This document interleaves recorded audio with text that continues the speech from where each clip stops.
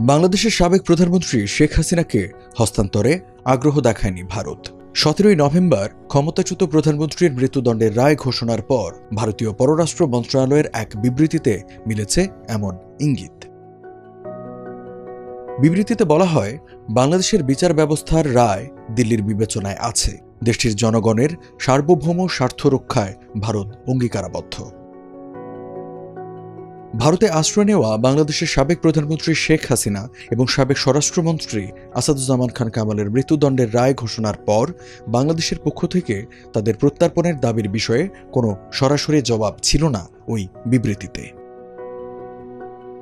সেখানে কেবল বলা হয়, ঘনিষ্ঠ প্রতিবেশী হিসেবে শান্তি, গণতন্ত্র, অন্তর্ভুক্তি এবং স্থিতিশীলতা সহ বাংলাদেশের জনগণের সার্বভৌম স্বার্থের প্রতি প্রতিশ্রুতিবদ্ধ ভারত। আমরা সবসময় এই লক্ষ্যে সব অংশীদারদের সঙ্গে গঠনমূলকভাবে কাজ করব।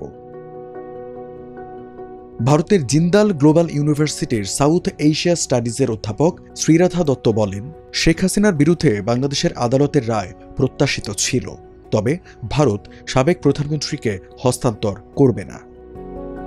রায়ের পর মৃত্যুদণ্ডপ্রাপ্ত আসামি শেখ হাসিনা ও সাবেক স্বরাষ্ট্রমন্ত্রী আসাদুজ্জামানকে হস্তান্তরে দিল্লির প্রতি আহ্বান জানিয়েছে পররাষ্ট্র মন্ত্রণালয়। মোদী সরকার বিষয়টিকে গুরুত্ব না দিলে ঢাকা দিল্লি সম্পর্ক আরও ক্ষতিগ্রস্ত হতে পারে বলে আশঙ্কা বিশ্লেষকদের।